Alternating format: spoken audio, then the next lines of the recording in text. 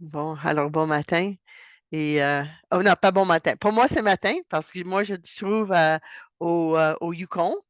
Je suis à Whitehorse pour le moment. D'habitude, je suis à Toronto, mais à ce moment-là alors, c'est l'après-midi pour vous.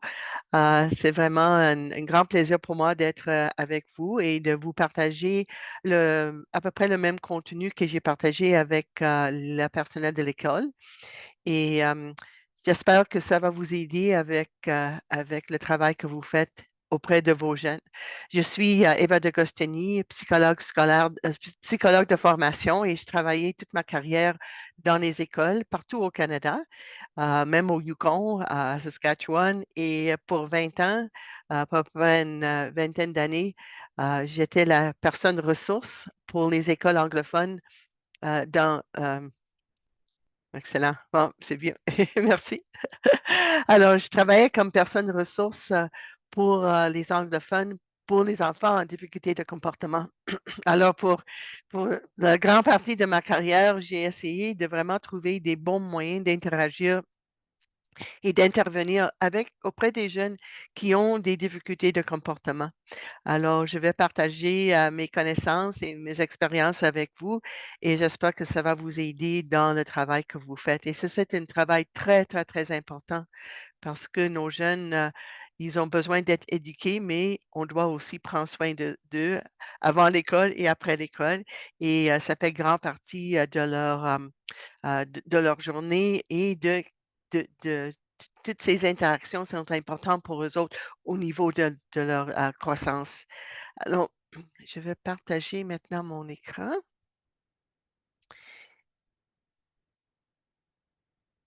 et alors, on va mettre l'emphase sur, les besoins émotionnels, mais on va parler aussi des comportements. Qu'est-ce que je vais partager avec vous? C'est basé sur le paradigme de Dr. Gordon Neufeld. Malheureusement, est-ce que ça va? Oui.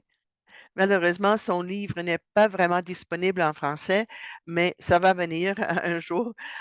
Mais l'approche, il a un institut Neufeld francophone où vous pouvez avoir plus d'informations sur cette approche, mais je vais partager avec vous les essentiels. Et qu'est-ce qu'on va parler? On va regarder, vraiment qu'est-ce qui se passe en nous, les êtres humains, parce qu'on est comme un peu comme un iceberg.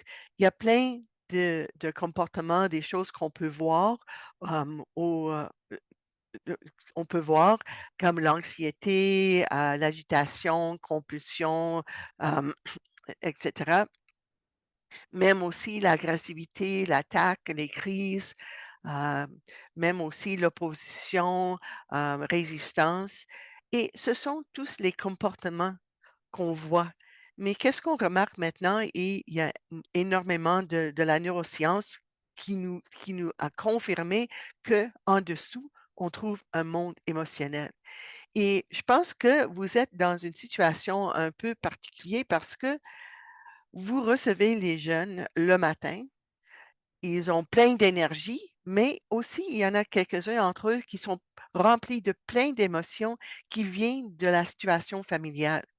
Alors vous voyez peut-être des comportements, heu, qui ne sont pas nécessairement, vécus à la maison, mais ils sont vécus avec vous autres et vous voyez aussi à la fin de la journée, quand les jeunes sont maintenant fatigués, mais encore remplis des émotions qui vient avec toute une journée, d'apprentissage qui n'est pas facile pour les jeunes et vous allez peut-être recevoir les comportements qui viennent avec les émotions. Alors ça c'est une situation, qui n'est pas nécessairement facile, pour vous. Mais qu'est-ce qu'on va essayer de faire, c'est de peut-être changer un peu notre point de vue, notre façon de voir qu'est-ce qui se passe. C'est comme si on est capable de mettre nos lunettes et voir un peu précisément qu'est-ce qui se passe avec ce jeune-là? Pourquoi ses comportements sont comme ça? Et pourquoi est-ce que c'est important de changer peut-être notre point de vue? Parce que ça peut nous aider. Qu'est-ce qui est, le comportement est motivé par quoi? Et avec ça, on aura la capacité de choisir des interventions qui vont vraiment, aller, chercher des changements de comportement qui vont durer. L'autre chose aussi, et je ne vais pas parler trop de ça parce que, c'est quelque chose que j'ai partagé avec l'école, mais, hem, il y en a des mesures qui risquent de vraiment empirer les choses pour les enfants. Alors, l'intervention est peut-être a l'air d'une bonne idée, mais, cette intervention peut empirer la situation pour l'enfant. Alors, le plus qu'on comprend d'où viennent les comportements, le plus on sera capable de choisir une bonne intervention avec un bon résultat. Le paradigme de Dottenfeld est compris des clés qui vont nous aider à mieux comprendre le jeune. Et pour moi, comme psychologue scolaire, ce sont les choses que je qui, hem, si je suis capable de comprendre, les clés, ça va m'aider beaucoup à choisir une intervention. Alors la première chose, c'est la maturation. Vous avez, dans votre école, alors dans votre garderie, des jeunes de 4 ans et des jeunes de 12 ans, vraiment différents. Un enfant de 4 ans est vraiment pas les autres, pas même mais entre 4 ans et 6 ans, il y a tellement de changements au niveau du développement que vraiment il doit faire autrement pour nos petits de 4 ans, 5 ans. Et on a aussi nos grands de 12 ans et il y en a des comportements, on se demande: «Mais comment un grand de 11 ans, 12 ans, il fait comme ça encore?» Mais la maturation, alors on va parler de la maturation, qu'est-ce qui est important de comprendre de ça? Mais en tout cas, qu'est-ce qu'on veut, c'est que le jeune développe comme il faut. Mais pour développer comme il faut, ça prend c'est comme un petit plante, un petit grain où il faut enlever d'abord la carapace pour laisser grandir la petite plante le petit plante. Et alors, si on enlève la carapace, ça nous met en vulnérabilité. Et vulnérabilité, c'est un état qui n'est pas facile à tolérer. Qu'est-ce qu'on peut faire pour aider les jeunes à tolérer cet état de vulnérabilité? Ça, c'est l'attachement. Alors, l'attachement est le clé pour la croissance. Et en dessous, il faut reconnaître les émotions. Et on va parler de ça un peu plus tard. Alors, les principes de la maturation, c'est un processus qui se dévoile selon un plan. Ça prend du temps. On sait maintenant que le cerveau, d'un être humain, si tout va bien, se stabilise seulement vers l'âge de 25 ans. Alors, dans nos écoles primaires, nous avons des jeunes qui sont toujours en développement. Ce n'est pas possible pour eux d'être des petits adultes, d'avoir des compétences des adultes, parce que le cerveau est encore en développement. Et on va parler d'une partie du cerveau qui est très clé pour, les bons comportements. Mais il y a un plan et ce plan a du sens, mais il faut faire attention parce qu'il ne peut pas être précipité. Alors, il faut avoir beaucoup de patience. Vous savez et vous êtes, je pense, capable de comprendre qu'est-ce que je veux dire ici. C'est parce que vous voyez les jeunes qui entrent à l'âge de 4 ans et vous voyez comment ils développent à l'âge de 6 ans, 7 ans, 8 ans.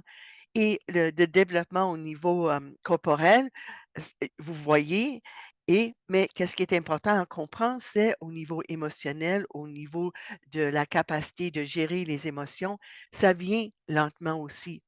Des fois, on a le désir de tirer par les cheveux et pour faire grandir le jeune, mais on sait au niveau corporel, on ne peut pas faire ça, mais on ne peut pas faire ça non plus dans des autres aspects du développement.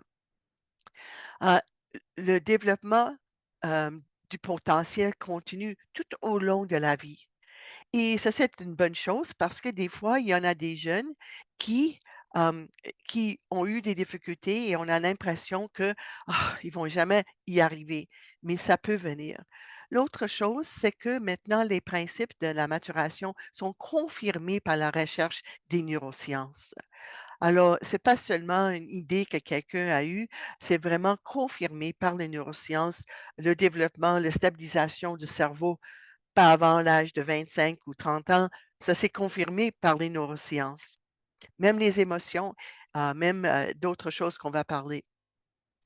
Mais la chose qu'il faut pas oublier, c'est que le développement, est spontané, mais pas inévitable. Il peut être bloqué.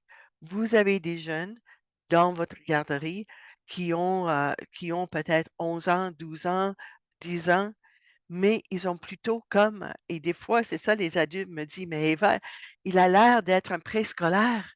Et qu'est-ce qu'il y a avec lui? Il agit comme un jeune, de 4 ans, de 5 ans».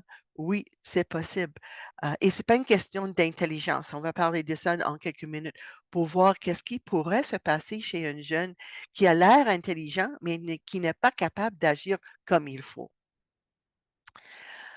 Les principes de vulnérabilité, la croissance nécessite de la douceur, hein, mais ça demande que la personne est capable de tolérer un état de vulnérabilité.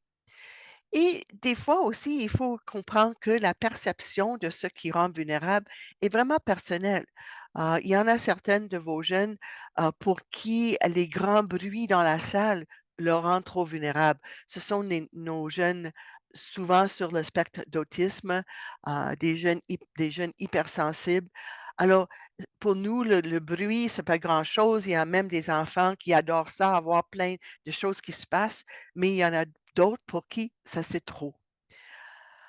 Et cette grande sensibilité accroît cette sensation de vulnérabilité.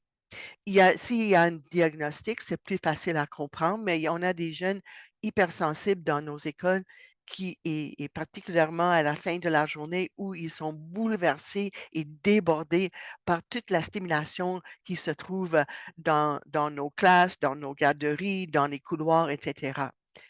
Mais qu'est-ce qui est intéressant ici et important à comprendre ici, c'est que lorsque le cerveau se sent trop vulnérable, est débordé par toutes sortes de choses, il se protège. On utilise les mots un mécanisme de défense. Et je pense que on est conscient maintenant que ça existe les mécanismes de défense. Qu'est-ce que ça veut dire? Et les choses qui vont nous mettre en vulnérabilité, qui est difficile à tolérer, c'est trop de séparation, trop d'alarmes, trop de honte. Et quand on vit dans une situation où il y a plein de séparation et puis on va parler des effets de la séparation, on va voir que ça a un grand effet émotionnel sur nous, mais aussi trop d'alarmes et malheureusement, à ce moment-ci dans la vie, dans notre monde, les enfants sont conscients des organes, les guerres, des 2 grandes guerres que se fait. Alors, une grande partie de nos jeunes sont déjà dans un état d'alarme assez élevé et il y a plein d'autres choses qui pourraient le mettre dans un état d'alarme dans leur propre vie. Et trop d'honte, un sentiment qu'il y a quelque chose qui ne fonctionne pas avec moi. Et souvent, les jeunes qui se trouvent souvent en difficulté, ils se sentent comme, il a l'impression que ils n'ont pas la permission d'être comme ils sont et ce sentiment d'honte est difficile à tolérer. Alors, qu'est-ce qui se passe? C'est que quand on est bouleversé par trop de choses, notre cerveau met une carapace. Et maintenant, encore une fois, ça c'est confirmé par les neurosciences. Pas facile à déterminer, mais il y a de gens qui voient maintenant que oui, il y a des parties du cerveau pour quelqu'un qui a vécu trop de séparation, trop d'alarmes, trop de honte. Il y a une partie du cerveau qui ne fonctionne pas comme il faut. Mais pour nous, qu'est-ce qui est important à comprendre, c'est que ça vient quand le jeune n'est pas en sécurité de dépendre ou d'être vulnérable. Alors, et c'est souvent parce que les gens qui sont supposés de prendre soin du jeune ne sont pas capables de le faire, hum, que ce n'est pas sécuritaire d'exprimer ce que je ressens et ils vont parler de l'importance que de laisser un espace pour les jeunes d'exprimer leurs émotions où le monde est bouleversant et personne ne peut pas me protéger. Pour les hypersensibles, et des fois, c'est difficile pour nous de comprendre que ça, pour eux, c'est trop de bruit parce que pour nous, c'est pas grand-chose. Alors, des fois, le jeune doit se protéger parce que, c'est comme le cerveau, il s parce que l'environnement n'est pas, nous, on doit changer l'environnement pour protéger l'enfant, mais on ne peut pas même imaginer de quoi il a besoin. Qu'est-ce qui est le clé ici? C'est que lorsque le cerveau se protège, il ne peut pas se développer. Et c'est comme j'ai dit, ça, c'est pas nécessairement une question d'intelligence. C'est une question d'une partie du cerveau, hem, heu, qui est le préfrontal. Alors, comme j'ai dit, ils ont fait de la recherche pour voir est-ce que c'est vrai? Est-ce que c'est vrai un jeune qui vit trop de séparation à l'arme, et cetera? Est-ce que c'est vrai que son cerveau ne développe pas comme il faut? Absolument. Ils ont, fait ils ont, demandé aux adolescents qui ont vécu la violence physique, négligence émotionnelle, hem, qu'est-ce qui se passait avec eux et qu'est-ce qu'ils ont ils ont mesuré le développement du cerveau et qu'est-ce qu'ils ont remarqué, c'est que une réduction importante du volume de cortex préfrontal et je vais expliquer le préfrontal dans un petit moment et c'est manifesté par les garçons, particulièrement avec le contrôle des impulsions et j'en suis certaine que vous avez des jeunes qui ont des difficultés à se contrôler au niveau, d'activité, au niveau des mots. Souvent, il dit des mots, il dit n'importe quoi. Parce qu'il ne peut pas contrôler les impulsions et pour les filles, souvent, c'est une régulation émotionnelle et ça, on peut voir peut-être par des princesses qui veulent toujours mettre l'emphase sur leur propre vécu. Ils sont pas capables de comprendre qu'il y a une autre façon de voir des choses. Alors, c'est quoi le préfrontal? Le cortex préfrontal nous donne la capacité d'avoir des pensées et des sentiments mitigés. Qu'est-ce que ça veut dire? Ça veut dire, c'est qu'on est capable de considérer avec le fonctionnement du préfrontal d'un côté ou l'autre côté. Et sur un côté, j'ai mes besoins et on peut voir chez les petits de 4 ans, de 5 ans, le partage est difficile. On essaye de leur expliquer, mais sur un côté, tu veux jouer avec ton petit jouet, mais si tu partages avec l'autre, alors tes besoins de vouloir jouer, mais si tu partages avec quelqu'un d'autre, tu vas avoir un ami. Mmh.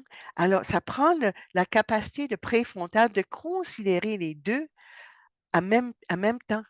À la fois et de aussi, ça nous donne la capacité, le préfrontal peut, est là pour nous donner des émotions, et pour contrer un peu nos émotions par la raison ou par une autre émotion.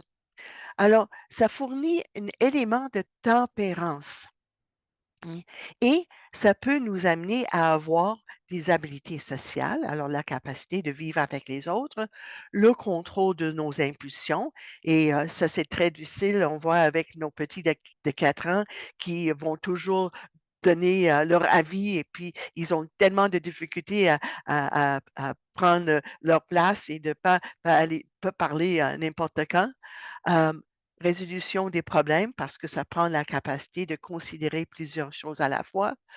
La régulation émotionnelle, hem, le gestion du temps. Vous voyez ici des capacités qui doit développer lentement selon l'âge de l'enfant et si le frontal développe comme il faut, on va voir un enfant qui est capable de, se mettre en cause dans plusieurs circonstances. Alors, une autre façon de regarder ça, c'est que le préfrontal nous permet d'appliquer ce que nous savons. Parce que les connaissances ne sont pas assez, les connaissances sont importantes, mais la capacité de les appliquer. Une autre façon de le voir, c'est on est frustré, mais la frustration, ça c'est une émotion, mais ça peut être tempéré par l'alarme. Heu, pour nous les adultes, peut-être des fois, on est frustré avec notre propre enfant, mais on veut pas lui faire mal. Heu, on vouloir se reposer, mais on sait que si on veut réussir, il faut se mettre en cause. on veut être dans l'ici et le maintenant. Alors, on veut jouer. Disons, on arrive à la service de garde, c'est le temps pour faire les devoirs, mais le jeune veut continuer à jouer. Mais si on a notre préfrontal, on est capable de envisager que si je ne fais pas mes devoirs ici à la garderie, je dois faire mes devoirs à la maison et ça, c'est plate.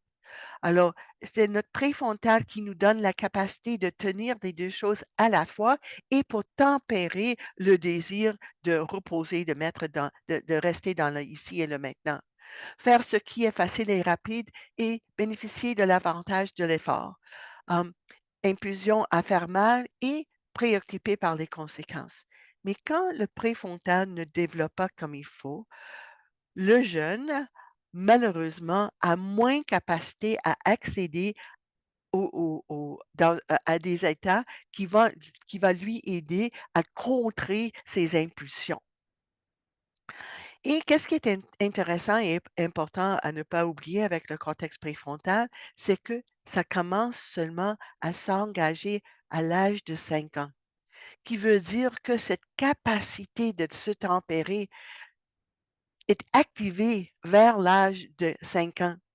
À l'âge de 4 ans, c'est beaucoup moins développé. Ça peut exister, mais c'est vraiment fragile. Qu'est-ce qu'on peut voir souvent et on voit l'effet du préfrontal, c'est qu'un jeune de 5 ans et demi, disons, puis on a parlé toute l'année de la partage, il faut partager, mais quand le préfrontal est vraiment activé, le jeune, c'est pas une question seulement de savoir qu'il doit partager, mais dans un certain moment, qu'est-ce qu'on va voir, c'est qu'il joue avec son petit camion, quelqu'un vient, veut jouer avec le camion aussi, et maintenant, si le préfrontal est activé, on va avoir un petit moment de «Oh, OK, OK». Alors, le jeune est capable maintenant de considérer ses besoins et les besoins de l'autre. Et ça vient pas vraiment pas avant l'âge de 5 et demi, 6 ans et pour certaines de nos jeunes, c'est assez normal de ne pas l'avoir vraiment avant l'âge de 6 ans et demi et 7 ans. Comme j'ai dit, important de savoir que ça stabilise vers le fin de la vingtaine. Alors, nos jeunes ont vraiment un grand trajet à faire pour arriver à un cerveau qui est vraiment capable de considérer le tout. Le développement est ralenti par les traumatismes de l'enfance, par une vécu qui était difficile. Alors, c'est pour ça que vous avez certaines de vos jeunes qui viennent des circonstances difficiles où cette capacité n'est pas tellement bien développée pour leur propre âge. Et l'autre chose qu'il ne faut pas oublier, et ça peut venir pour nous aussi, c'est que ça ne f notre préfrontal ne fonctionne pas bien quand on est fatigué. Et vous recevez les jeunes à la fin de la journée. Alors, ils ont utilisé le préfrontal toute la journée pour gérer leur propre comportement, pour gérer leurs émotions. Et à la fin de la journée, il en reste moins de cette capacité parce que le cerveau est fatigué. Et ça peut venir pour nous autres aussi. Même moi, comme psychologue, très conscient de toutes les choses que je dois faire à la maison avec mes enfants, et cetera, et je donne des conseils toute la journée, des bons conseils, comment interagir avec les jeunes. Mais à la fin de la journée, avec ma fatigue, j'arrive à la maison, il y a quelque chose qui me plaît pas et je commence à crier. Et des fois, je me souviens que je me regardais et je me disais: «Mais Eva, pourquoi tu cries?» «Parce que mon frontal était trop fatigué et les émotions sortaient avant que j'étais capable de les tempérer». Alors, c'est pour ça que des fois, vous voyez des comportements avec vos jeunes qui sont difficiles à comprendre, mais c'est à cause de la fatigue. Alors, vous avez dans les centres certains de vos jeunes qui sont intelligents, c'est pas un manque de connaissances, mais le cortex préfrontal est en train le développement est lent ou c'est fatigué. Et ça veut dire qu'ils ont une difficulté d'apprendre, d'appliquer leurs propres connaissances. On va parler de comment on peut aider ça dans la deuxième partie.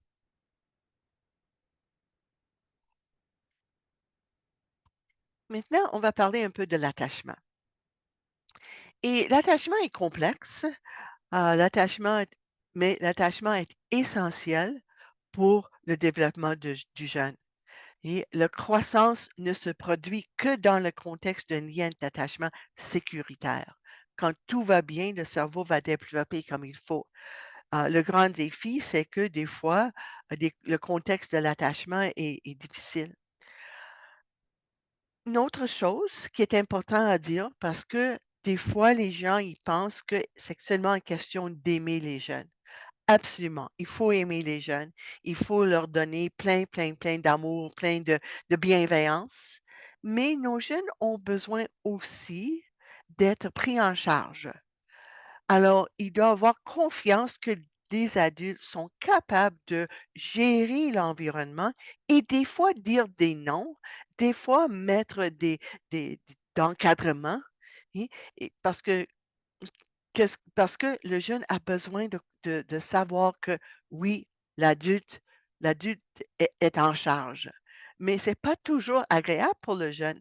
Alors des fois, j'avais des adultes qui m'ont dit: «Mais Eva, je devais lui dire un non. C'était pas acceptable qu'est-ce qu'il faisait. Il faisait mal aux autres. Je devais lui dire un non» et puis j'étais un peu sévère, Eva.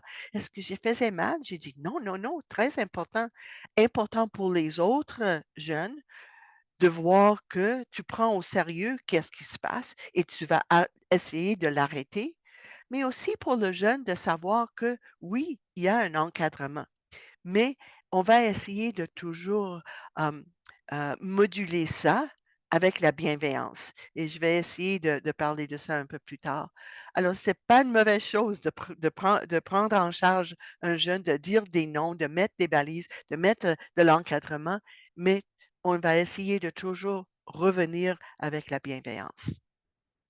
Et une autre chose, c'est que l'état de dépendance nécessite la capacité à tolérer la vulnérabilité.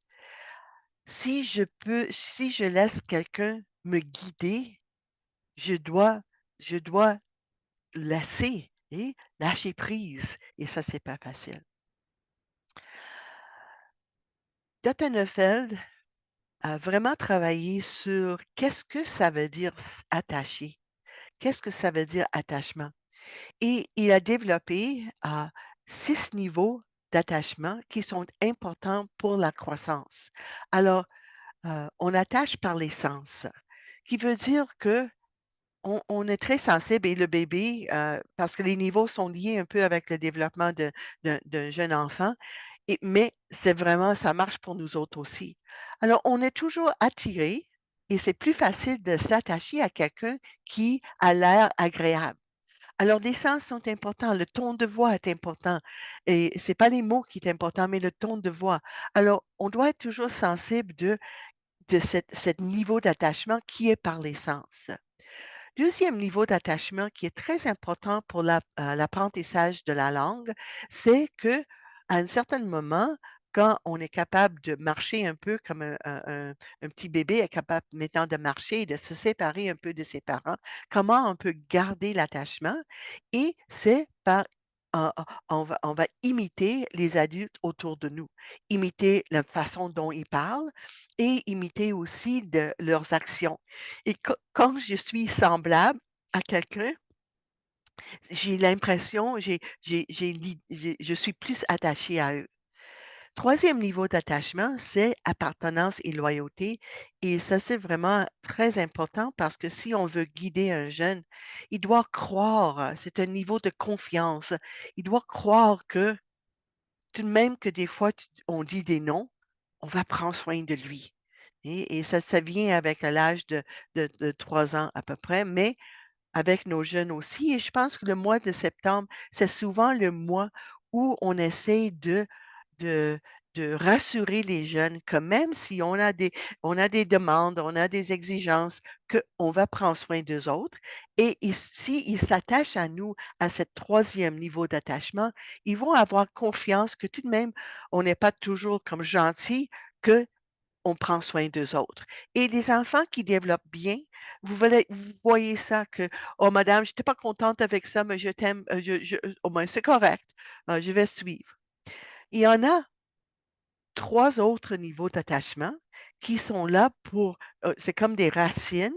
L'attachement va aller plus loin, va aller plus profondément pour assurer le développement. Mais qu'est-ce qu'on va voir, c'est que le plus qu'on donne notre cœur à quelqu'un, le plus cette personne peut briser notre cœur. Alors, c'est comme le paradoxe d'attachement qui veut dire que oui, c'est important d'avoir les niveaux, mais les niveaux nous rendent plus vulnérables. Très difficile, mais ça, c'est la vie. Un sentiment d'importance et qu'est-ce qui est intéressant, c'est que le troisième niveau est lié avec la jalousie, mais avec cet sentiment d'importance, je peux accepter que l'adulte peut avoir plusieurs relations avec plusieurs enfants, mais moi, je suis important et c'est pour ça que c'est très important d'avoir un peu d'informations. Est-ce que l'enfant fait de hockey, patinage artistique, le gymnastique, et cetera? Et si on lui parle de qu'est-ce qui est important pour lui, il va vivre cet sentiment d'importance. Il y a l'amour, le désir de donner notre cœur est tellement intéressant parce que j'en suis certaine que vous avez déjà reçu, des petits dessins de vos petits de 5 ans parce que ça arrive vers l'âge de 5 ans, plein, plein, plein de cœurs. À ce moment, on c'est comme, c'est le vrai amour, qui est possible avec cette 5e niveau d'attachement. Sixième niveau d'attachement, c'est la capacité de partager, d'avoir la confiance que si je dévoile quelque chose de moi, que si je dis que j'étais pas gentil avec mon ami, que tout de même avec mes faiblesses, que les adultes, il y a au moins un ou 2 adultes qui sont capables de m'aimer même avec mes faiblesses.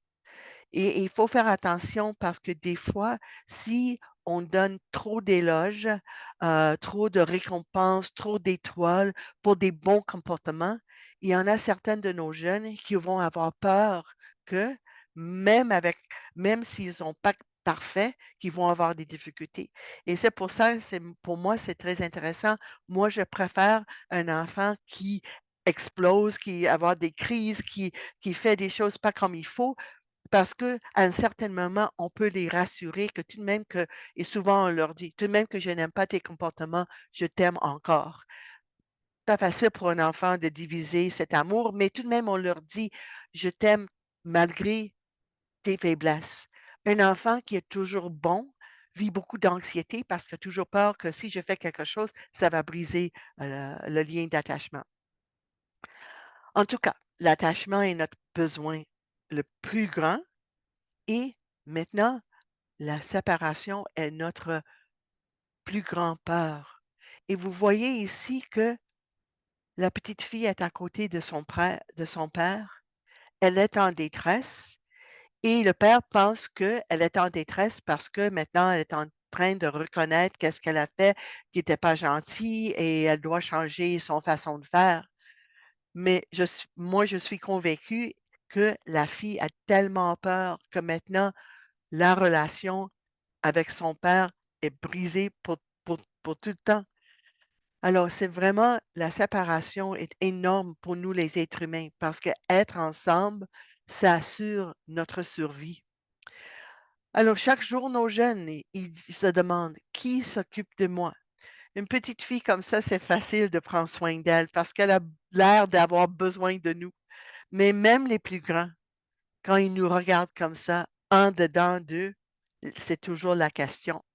Mais c'est pas nécessairement facile de répondre à un jeune qui fait le visage comme ça. Faire face à la séparation, alors l'expérience de ou de faire face à l'absence ou la perte de la proximité avec, ceux à qui nous sommes attachés. Et je veux dire faire face parce que notre cerveau comme être humain a toujours peur de la séparation. Pour nous, disons, on est en relation avec quelqu'un et on arrive à la maison et on dit: «Hey, bonsoir, bonjour» et puis et l'autre dit: «Bonjour». Immédiatement, on va avoir une réaction. Mais qu'est-ce qui se passe? Qu'est-ce qui se passe? Parce que le ton de voix a dit que il y a quelque chose qui ne marche pas. Alors, on est très, très, très sensible. Tout de même qu'il n'y a pas de séparation, mais le ton nous dit: «Il y a une possibilité d'une séparation» et on réagit à ça. Qu'est-ce qu'on doit on doit être conscient avec les jeunes dans votre centre, c'est quelles sont leurs propres expériences de séparation? Et il y en a certains d'entre eux qui ont vécu des choses très difficiles et qui continuent à vivre des choses difficiles qui leur mettent toujours dans un état de séparation possible. Même la naissance d'un frère et d'une sœur, on peut voir un changement de comportement parce que maintenant l'enfant se dit: «Est-ce que mes parents ont la capacité d'aimer nous 2 ou nous 3?» Un parent qui est absent pendant des périodes de temps. Les parents qui ne vivent pas ensemble et qui ne s'entendent pas. Parce que si je suis avec maman, je ne peux pas aimer papa. Si je suis avec papa, je ne peux pas aimer maman. Ça met l'enfant dans un grand état de séparation et j'en suis certaine que vous voyez les effets de ça sur vos jeunes, soit les vendredis en anticipation, d'aller, chez l'autre parent ou les lundis quand ils sont arrivés, avec, alors tous les changements d'une maison à l'autre maison et la raison que vous avez des comportements difficiles des fois, c'est parce que l'enfant vit des séparations. Un frère ou sœur malade ou ayant des besoins spéciaux parce que les parents sont préoccupés avec l'autre enfant. Un nouveau partenaire. Est-ce que maman, elle aime ou papa aime cette autre personne? Est-ce qu'il reste d'amour pour moi? Hem, et même si le jeune a vécu avec plusieurs partenaires, à un certain moment, il dit si maman peut changer de partenaire, peut-être maman peut changer d'enfant aussi. Hem, L'enfant qui est placé dans une famille d'accueil et même l'enfant qui est adopté vit ce sentiment de séparation. Alors, c'est très important, particulièrement d'être conscient de vos jeunes qui sont dans des familles d'accueil.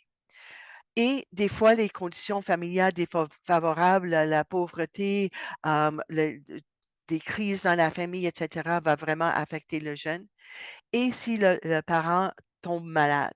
Alors, vous devez être un peu conscient et j'en suis certaine que les parents ont partagé des choses avec vous.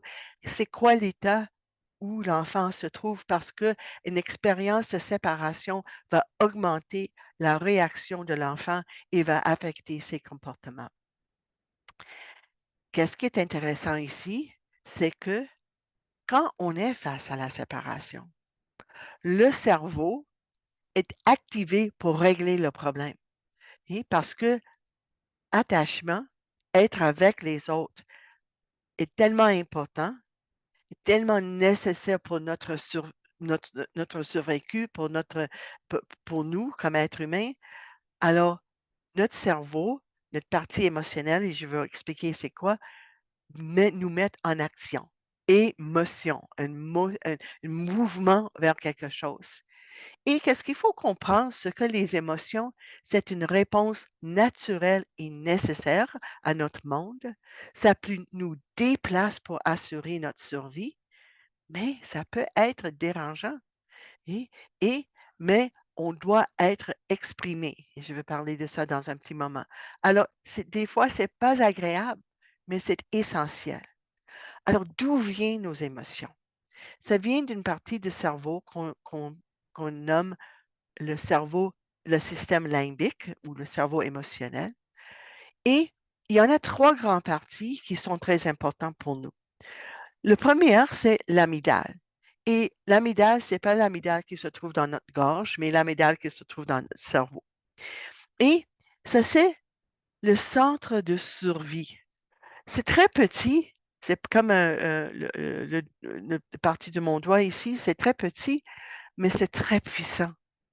Et c'est le parti de notre cerveau qui est capable, je ne sais pas comment, mais ça vraiment évalue, ça fait une évaluation de la situation et quand l'amygdale, hem, est capable de noter quelque chose qui est une menace, c'est l'amygdale qui va donner la commande d'agir, de faire quelque chose. C'est comme notre détecteur de fumée. Qu'est-ce qui est intéressant, c'est que vous avez certaines de vos jeunes qui ont un détecteur de fumée, une amygdale qui est hypersensible. C'est comme le détecteur de fumée qui est activé par le fait qu'on fait bouillir de l'eau. Eux autres, ils ont une amygdale qui répond à n'importe quoi. Lié avec ça, jusqu'à côté, c'est hypothalamus. Hypothalamus, c'est le parti du cerveau qui fait la liaison entre le cerveau, le système nerveux et le système endocrinien pour nous mettre en action. L'amygdale donne la commande, hypothalamus, et puis je vais vous montrer qu'est-ce qui se passe, va tout, tout régler les choses pour nous aider à se protéger contre cette menace. Lié à côté, c'est l'hippocampe qui est lié avec le mémoire et 2 parties de mémoire de ne pas oublier qu'est-ce qui peut nous menacer et aussi l'hippocampe est engagé avec, le transfert des choses dans notre mémoire à long terme. Malheureusement, un enfant qui retourne à la maison et où il y a toujours une chicane ou quelque chose, l'hippocampe ne peut pas faire son travail et souvent les enfants comme ça ont des problèmes de mémoire.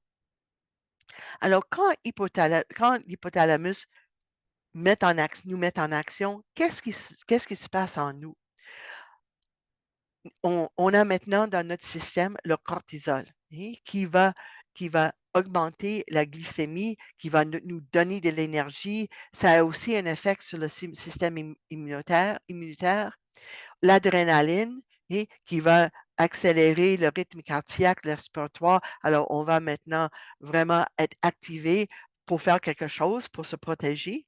Le noradrénaline pour nous amener à concentrer sur cette menace et c'est pour ça que nous avons certaines de nos jeunes qui ont beaucoup de difficultés à concentrer sur les tâches que nous, on pense sont importantes parce que leur cerveau est concentré sur quelque chose qui pour eux, c'est une menace. Leur hormone de croissance aussi, nous donne c'est une source d'énergie et maintenant on voit un changement sur l'affect le rythme cardiaque et la respiration, sur la contraction des muscles, le réseau les vaisseaux sanguins et aussi ça peut affecter, l'estomac, la digestion. Peut-être le matin, vous voyez certaines de vos jeunes qui n'étaient pas capables de manger à la maison. C'est pour ça que des fois, on a des programmes de petit déjeuner parce que juste séparé de ses parents, juste tout ce qu'il faut faire pour sortir de la maison, l'estomac, il n'est pas dans un état de repos et c'est pour ça que des fois, ils arrivent à la garderie, ouf, OK, maintenant, ils sont capables de manger.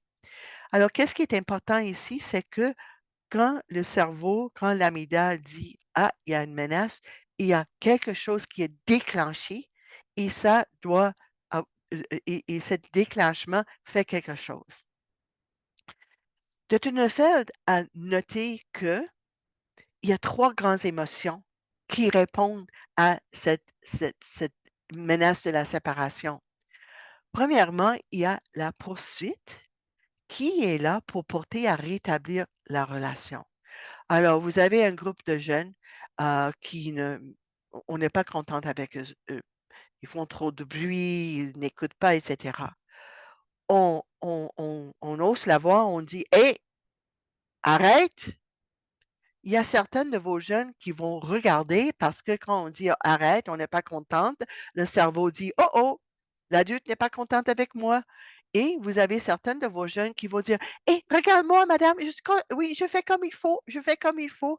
Ça, c'est la poursuite qui amène l'enfant à dire le signe à l'adulte: «Regarde, je fais qu'est-ce qu'il faut, je vais te plaire» et ça rétablit la relation.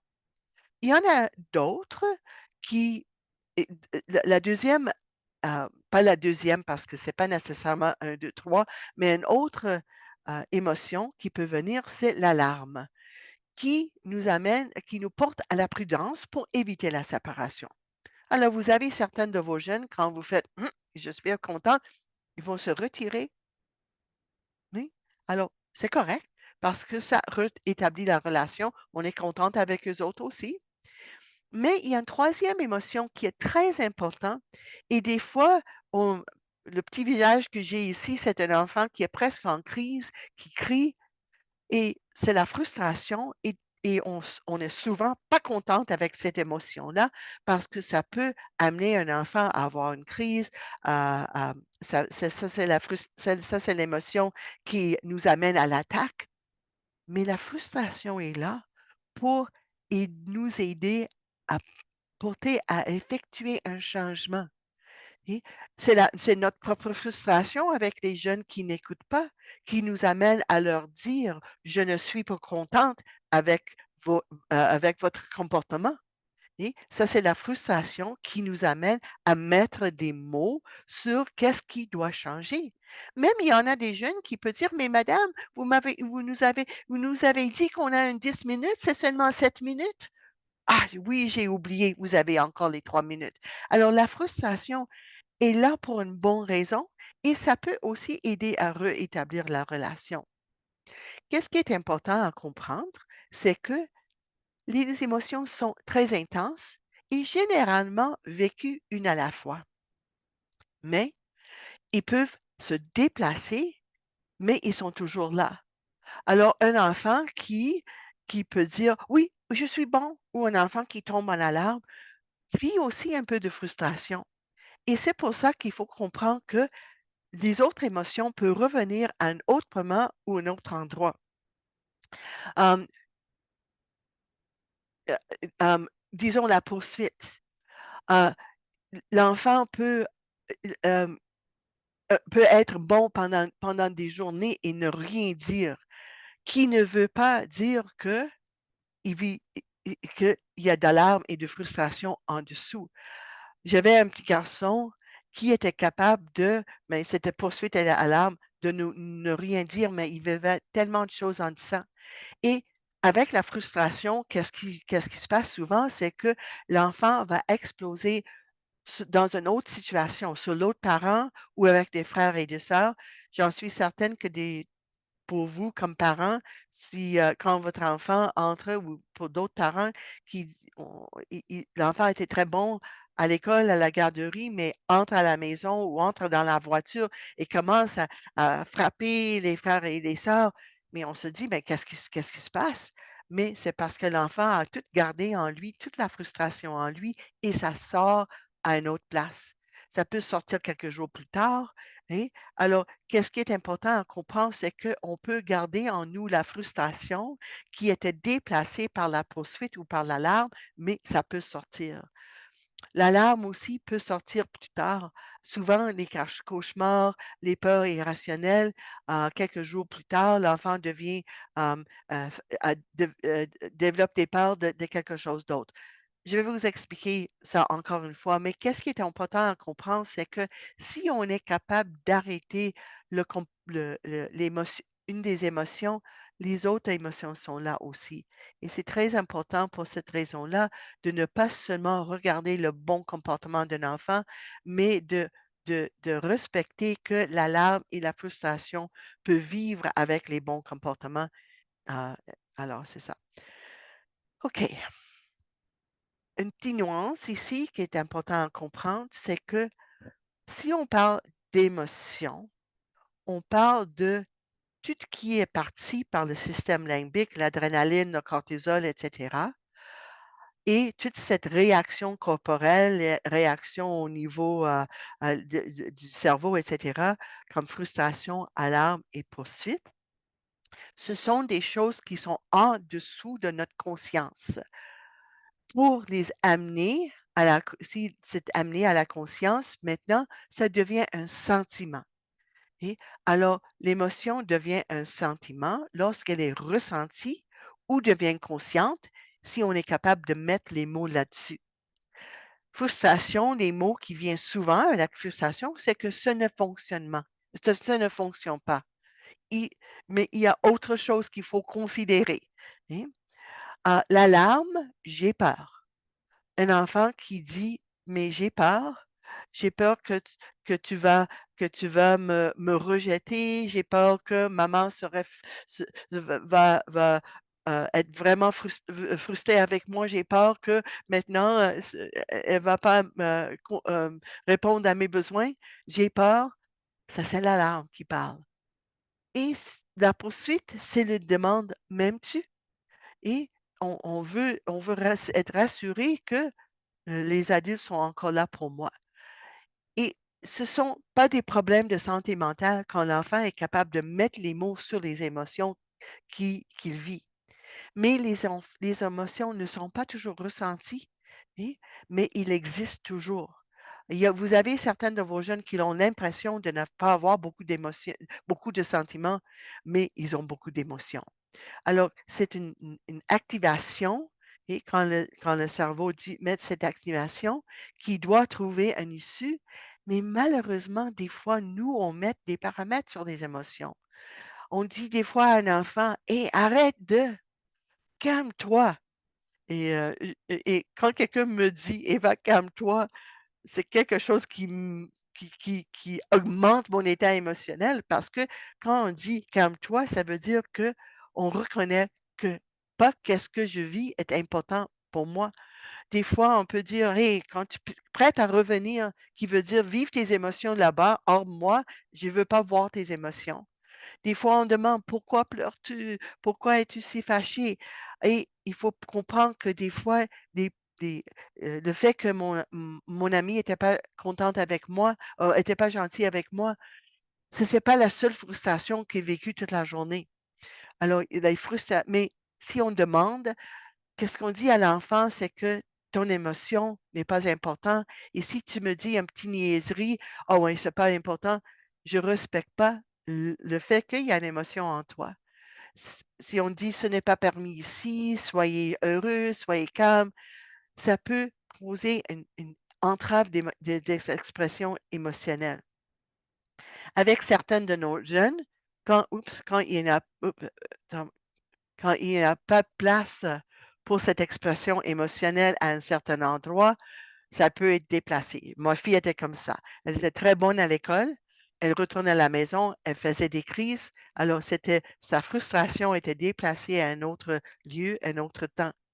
Et c'est souvent des enfants qui ont des crises parce que ils ont gardé toute la frustration en eux et maintenant ça sort. Pour moi, c'est plus facile à travailler avec un enfant comme ça, à comprendre un enfant comme ça parce que ses émotions, même que c'est pas agréable, sont au moins exprimées. Alors, une autre façon de voir, c'est que maintenant, le fait que le cerveau protège parce que l'enfant n'est pas capable ou n'ose pas ou n'est pas capable de dire à l'école: «Ça ne fonctionne pas pour moi». Le cerveau protège et maintenant que la carapace est là pour garder toute cette frustration, ça devient une frustration malsaine. L'enfant a moins de sentiments parce que des fois, quand ma fille est arrivée à la maison, elle m'a pas donné, j'ai dit juste: «Hey, pose ton manteau». Boum! Juste de demander: «Pose ton manteau» a occasionné cette crise et elle avait pas l'air d'être frustrée, mais c'était comme la chose qui a brisé, juste la dernière chose.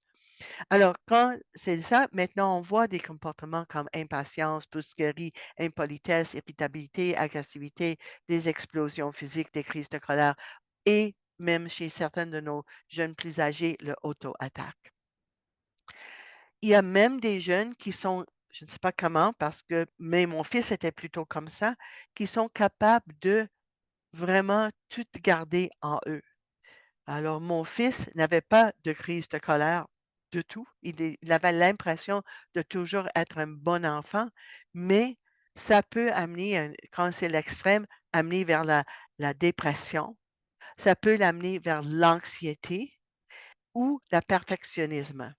Alors, si on regarde la poursuite, s'il y a il y a pas si le cerveau n'est pas capable de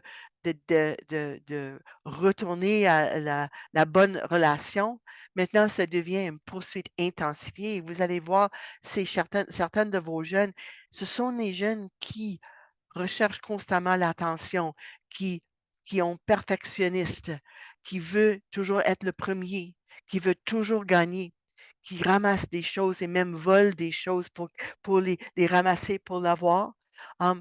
Et aussi des jeunes qui sont des fois, on le dit, ils sont trop bons, trop bons. Bon, tout de même que on les aime beaucoup, mais alors, c'est parce que maintenant le désir de la poursuite s'est mis sur d'autres choses.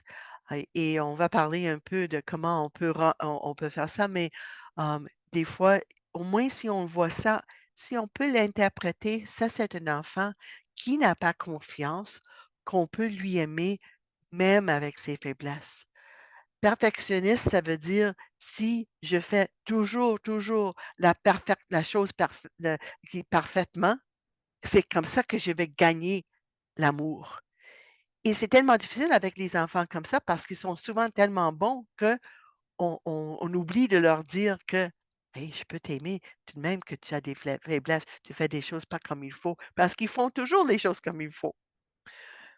Avec, avec l'alarme élevée. Maintenant, l'enfant, sa réponse est à l'alarme et il ne peut pas dire que j'ai peur. Et maintenant, ça sort comme l'anxiété, les peurs, les phobies, les obsessions, les compulsions, des fois l'évitement, se cacher, fuir et aussi des activités qui vont réduire l'alarme.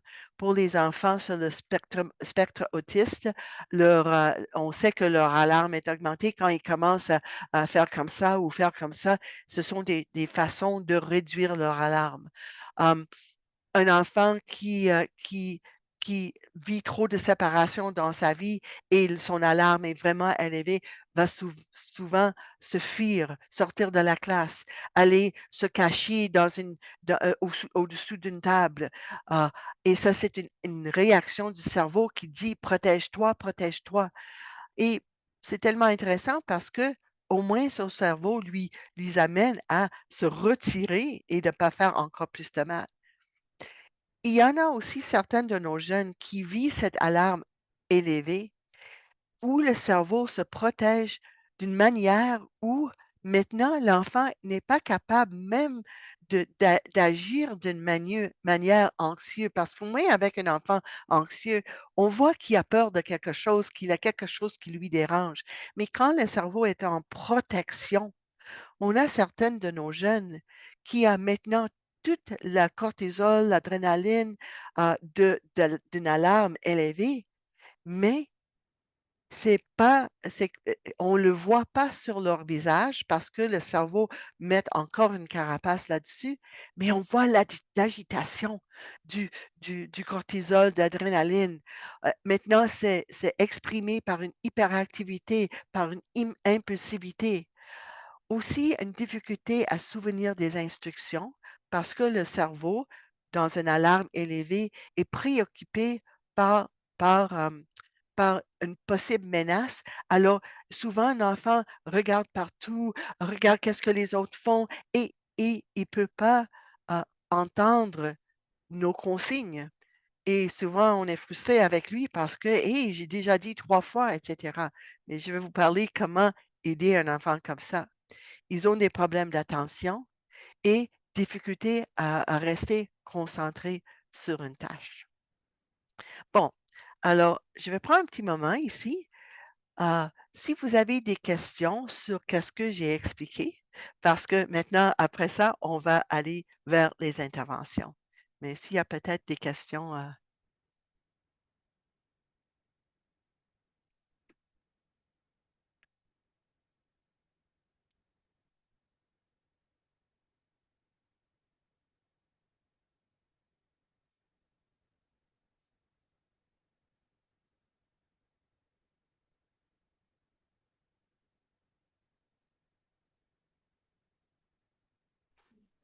Allô?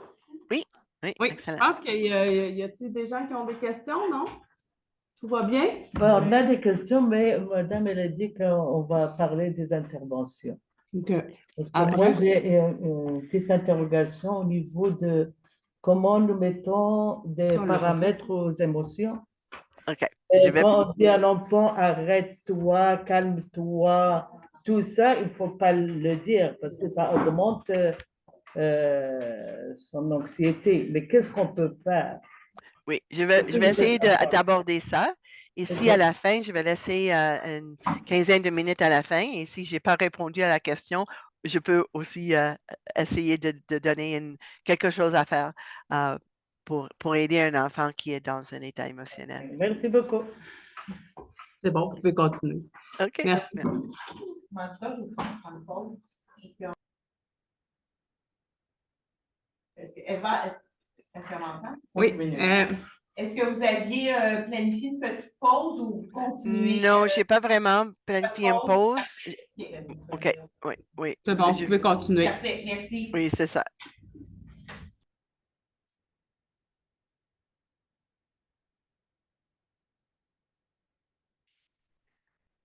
Bon, alors, c'est ça maintenant les interventions. Et je vais essayer de vous donner des grands principes qui vont vous aider et aussi des exemples dans des situations particulières. Un en- Maintenant, on va toujours commencer à la base et la base, c'est l'attachement, c'est la relation. On va aussi respecter et compenser pour le niveau de l'immaturité. Qui veut dire que même pour un jeune de 11 ans, un jeune de 10 ans, des fois, il faut reconnaître que lui, il n'est pas capable de faire qu'est-ce qu'il faut faire pour son âge. Alors nous, on va essayer de trouver des moyens de lui aider pour compenser de cette immaturité du développement du préfrontal. Créer un village d'attachement, j'espère que vous travaillez en équipe et que des fois, c'est important de vous aider les uns les autres avec vos jeunes. Permettre l'expression des émotions et ça, des fois, on peut faire ça avec des jeux, toutes sortes de choses parce que le jeu est aussi très important. Alors, on va essayer de travailler avec le comportement à sa racine pour un changement durable. Juste pour revenir un peu sur l'attachement, il ne faut pas oublier que l'attachement est un instinct très puissant. Nous avons plusieurs instincts qui sont liés avec l'attachement et on doit essayer d'utiliser cet instinct très important parce que il y a vraiment quelque chose heu, qu'on peut utiliser. Alors, l'attachement s'organise d'une manière hiérarchique qui veut dire que si l'enfant et on voit ici un petit qui donne sa main à l'adulte, qui veut dire qu'il dit: «Oui, quand il est en attachement avec nous, c'est beaucoup plus facile pour lui de nous suivre. OK? Alors, c'est ça qu'on veut toujours et c'est pas facile avec certaines de vos jeunes de leur amener dans cette relation hiérarchique où ils nous donnent la permission de leur guider.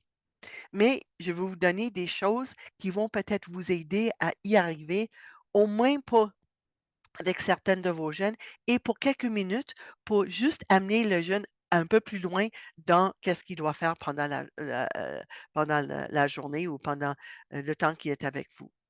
L'autre chose qui est important ici, c'est que nos instincts d'attachement rend attachant et nous rend attachants et tolérants, qui veut dire que c'est un attachement, quand nous sommes attachés à cet enfant-là, quand nous essayons de lui voir comme quelqu'un qui a besoin de nous, même des fois qui nous regarde avec les yeux comme ça, mais si on voit derrière ça un enfant qui a vécu des choses difficiles, qui a besoin d'attachement, ça change nos instincts vont venir nous aider. Hem, alors c'est vraiment, souvent qu'est-ce qu'on doit faire même avec nos propres enfants, c'est d'aller les voir quand ils sont en train de dormir de: «Ah oui, oh oui, c'est ça». Alors de toujours re-engager nos propres, instincts d'attachement, de ne pas oublier les bonnes choses. Cet enfant, des fois, il peut être comme il faut. Alors ça va aider nous à répondre à ses besoins. Le jeune a besoin les jeunes qui sont en bonne relation avec nous, maintenant, nous, on peut donner un réconfort, un repos, un refuge et des fois, c'est pas facile, mais même, je dis souvent aux parents, mais peut-être pour vous, mais c'est pas facile, je sais, différent à la maison. Mais même si vous voyez un enfant qui tombe en crise avec vous, au moins vous pouvez dire: «Et il se sent tellement en sécurité avec nous à la garderie qu'il peut se permettre de tomber en crise». On va essayer de gérer ça pour pas déranger les autres, mais c'est un peu comme: «Wow! On est le lieu sécuritaire pour cet enfant-là» et des fois, vous êtes le lieu sécuritaire pour les autres. Hem, Maintenant, le jeune va nous chercher pour demander de l'aide. Il veut, heu heu, être proche de nous et quand il est en attachement et on peut lui guider. Alors, pour favoriser l'attachement, il ne faut pas oublier des grandes règles d'interaction qu'on utilise presque toujours avec des adultes, que des fois on oublie d'utiliser avec nos jeunes. Et les mots que les mots que moi je dis souvent, c'est que il faut engager avant de diriger. Avec les enfants qui fonctionnent bien, c'est pas difficile. Le jeune est là, le jeune est prédisposé de nous de répondre à nous. Il vient nous dire bonjour et j'en suis certain la fin d le matin, la fin de la journée, plein de jeunes disent: «Hey bonjour madame, bonjour, da la la la». OK. Alors ils sont déjà engagés avec nous. Alors c'est très facile: «Hey bonjour madame, bonjour. Oui, ah et mets ton pose ton manteau» et cetera. C'est facile de les diriger. Hem et qu'est-ce que ça prend? C'est quoi cette interaction? Un regard, un sourire, un hochement de tête, ah et et on le «Hey madame, da da da da, ah oui, j'ai bien aimé ton jeu de hockey hier soir. Ah oui, excellent» et tout le monde, on a cette petite, discussion avec le jeune et maintenant un hochement de tête, on peut lui dire: «Hey, mets ton manteau, mets tes da da da da, hey, c'est le temps d'aller, de commencer, les devoirs» et alors ça vient naturellement. Mais est-ce qu'il y a un jeune et alors est-ce qu'on se demande comment je peux amener le jeune à me regarder, à sourire? Alors c'est notre ton de voix, c'est notre façon de dire son nom avec chaleur et bienveillance. Mais il y en a des jeunes avec qui ce n'est pas facile et je vais vous donner des choses à faire avec des jeunes qui entrent souvent dans la garderie et ne nous regardent pas et cetera. Mais juste une petite chose pour vous dire, des fois on essaie d'attirer l'attention d'un jeune et ont besoin de lui d'arrêter de jouer de jouer, de sortir, d'entrer dans l'école, de sortir et cetera et il nous écoute pas. Alors ça, c'est quelque chose que je sais que c'est un peu différent, mais j'espère que vous allez peut-être essayer d'utiliser ça, peut-être une fois dans une situation parce que maintenant ça demande un changement de comportement des adultes. Mais imagine un jeune qui est toujours préoccupé, son cerveau est toujours préoccupé par cette alarme. Il vit des choses difficiles à la maison, il n'est pas dans un bon état. Alors, c'est difficile pour lui et on dit son nom, on dit Kevin, mais Kevin, c'est pas une question de ne nous écoute pas. Il n'a pas entendu son nom. Il s'était pas comme enregistré dans son cerveau que maintenant l'adulte a besoin de lui. Alors, on dit Kevin. Hein? Et c'est normal, pas de problème avec ça, hein? Et c'est la façon de lui attirer d'attirer son attention et des fois, il faut dire: «Kevin!» hein? Parce que ce ton son cerveau va dire: «Oh, il faut faire attention, l'adulte veut quelque chose de moi». Mais quand je travaille avec des jeunes enseignants en formation, je leur dis: «Regarde le petit Kevin et regarde combien de fois quand il lève les yeux et il regarde l'adulte qui voit un visage comme ça. Et il y en a certaines de nos jeunes malheureusement, c'est ça le visage qu'il voit. À ce moment-là, c'est difficile pour lui de se trouver en attachement avec nous parce que maintenant son cerveau dit: «Ah, qu'est-ce que je suggère?» et c'est pas facile à faire et même moi, j'aurais des difficultés avec ça, c'est qu'on dit: «Kevin, Kevin, Kevin» et le moment que Kevin lève les yeux envers moi, je vais essayer de sourire. Hey, Kevin, merci. Maintenant, c'est pas 100%, mais c'est plus facile parce qu'on a engagé les instincts d'attachement par un sourire. Et merci, Kevin. Un petit hochement de tête. Oui, merci, Kevin. Merci. Et, et Kevin, dans le hochement de tête, sera peut-être plus ouvert à écouter nos consignes. Pour les jeunes difficiles, j'en suis certaine maintenant que vous avez déterminé quels sont vos jeunes avec qui c'est difficile d'avoir une relation. Moi, je dirais, il faut vraiment les identifier. Et maintenant, il faut, si, je ne sais pas si vous avez 2 adultes avec chaque couple ou comment vous allez, mais très important de dire, OK, au moins, on va aller une personne, mais ça se peut que les 2, si vous êtes 2 avec un groupe, mais ça se peut que vous allez partager, le travail. Mais qu'est-ce qui est important, c'est parce que souvent les jeunes qui nous ne regardent pas, ils sont pas cap la relation est brisée un peu et c'est à nous, on doit aller les chercher pour dire un petit bonjour. Faire une grand effort parce que lui ou elle ne va pas vient pas nous chercher et c'est pas un grand bonjour qu'il faut dire, c'est juste un petit: «Et maintenant c'est le Kevin qui dérange. Maintenant je regarde, oh Kevin est en train d'entrer, je vais juste juste aller près de lui». Peut-être au début, pas vraiment lui parler, juste près de lui: «Hey, bonjour Kevin, contente de te voir» et après ça, OK, alors l'air contente de le voir, tout de même que hier était vraiment pas agréable, ce matin il était pas agréable, mais il entre maintenant, on recommence la relation, on lui dit: «Hey, bonjour Kevin, bonjour» et de petit à petit, au début, le Kevin va nous regarder, sa mère, «Elle fait quoi? Hein? OK, oublie ça, regarde pas ça». Le lendemain, encore une fois, à un certain moment, Kevin va nous regarder, hein, «Bonjour». À ce moment-là, on peut dire, on peut peut-être et puis on peut marcher, faire quelque chose ensemble. «Viens Kevin, peux-tu m'aider?» Juste des petites choses, juste pour créer cette relation avec lui, parler d'un intérêt commun et l'autre chose que des fois, malheureusement, les écoles et puis j'ai essayé de parler avec, le personnel à l'école, des fois, quand il y a un message pour les parents que Kevin n'avait pas une bonne journée aujourd'hui. Kevin est maintenant encore plus dérangé parce que maintenant, il imagine, il va faire face à la séparation avec ses parents parce que ses parents ne seront pas contents avec lui par le message dans l'agenda. Si vous voyez ça, vous ne pouvez pas corriger Kevin. C'est pas le moment de lui dire encore une autre petite morale ou quelque chose. Juste avoir un peu d'empathie envers lui. Ah, je vois que tu avais une journée difficile. Tout de même que c'est lui qui a causé la difficulté des adultes, mais n'oublie pas que lui, il vient avec ses émotions et juste un peu d'empathie envers lui que oh, c'était une journée difficile pour toi.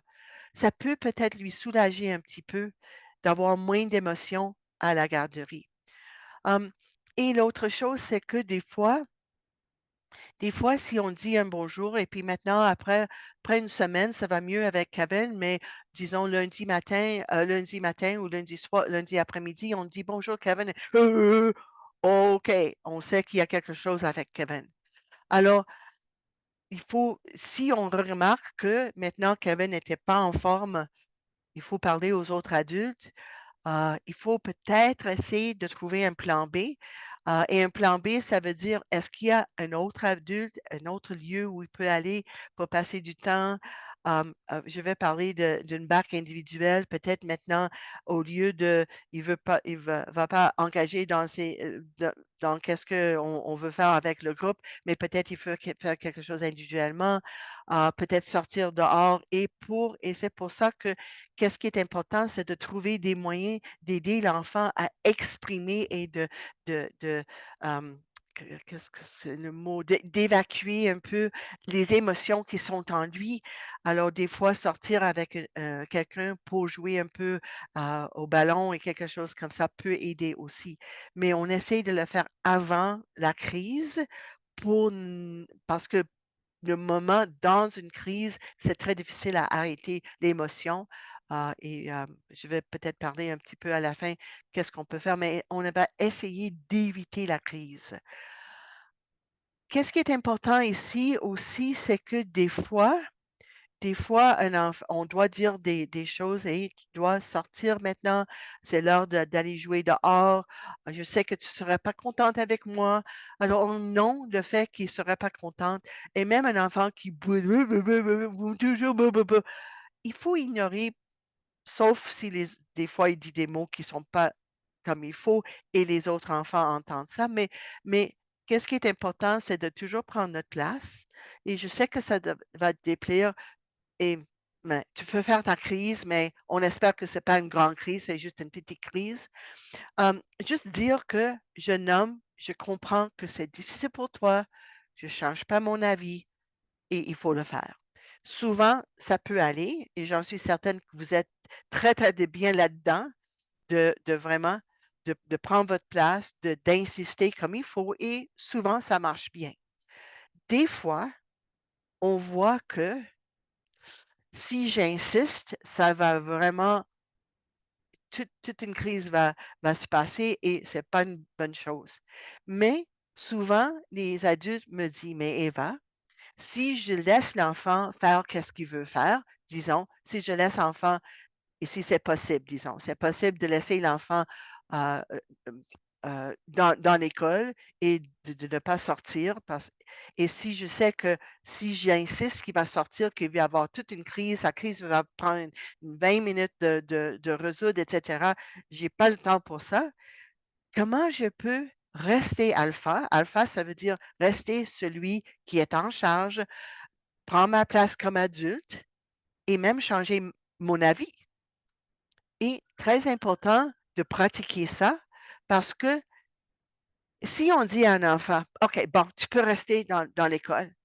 Maintenant, vous avez raison que c'est l'enfant qui a pris le charge et on ne peut pas laisser ça.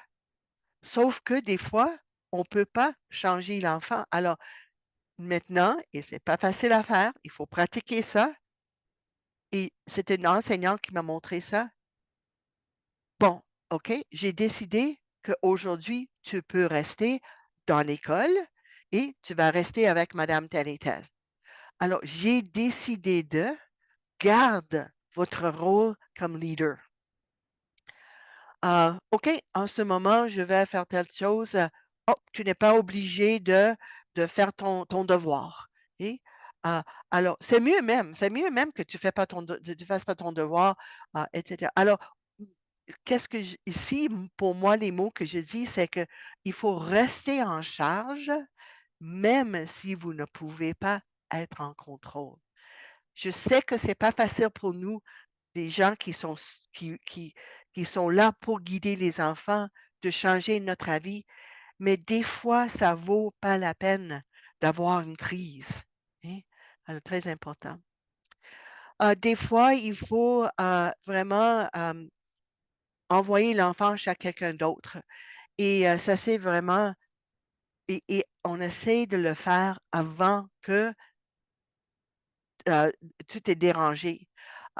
Si et on peut peut-être demander à l'enfant d'apporter une enveloppe, un livre, quelque chose, voir, mais je m'excuse, j'ai pas changé le diapo, je devais changer pour service de garde parce que je sais que vous n'avez pas la psychoéducatrice, même, je ne sais pas qui est dans l'école où vous pouvez envoyer l'enfant, mais des fois, il faut, envoyer hors de la classe, hors du groupe parce que ça fonctionne pas pour lui et des fois, si on doit lui dire: «Tu dois sortir du groupe», c'est toujours à nous d'aller chercher le jeune et de rassurer. Je vais parler de ça dans un petit moment.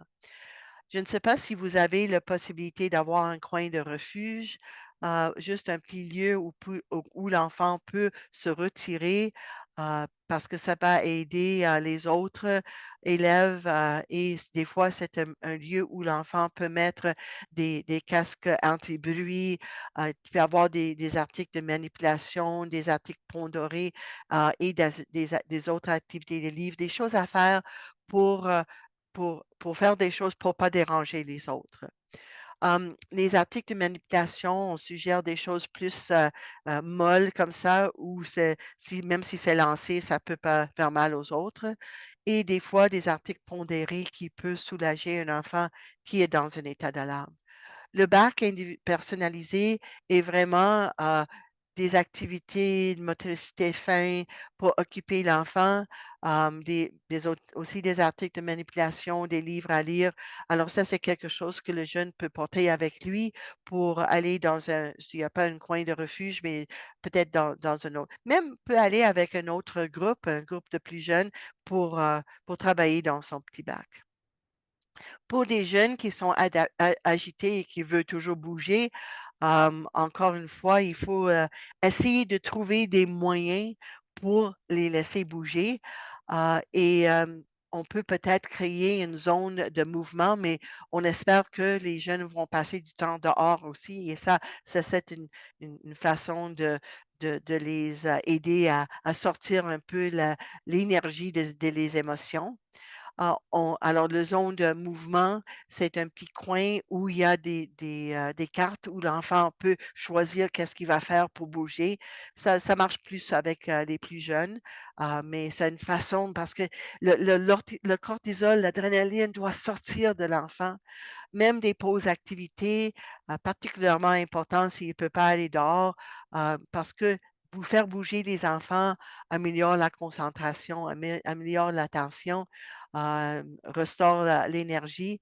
Des écoles sont des fois aussi des sentiers kinesthétiques où l'enfant peut sortir de la groupe, aller sauter et faire des choses et revenir.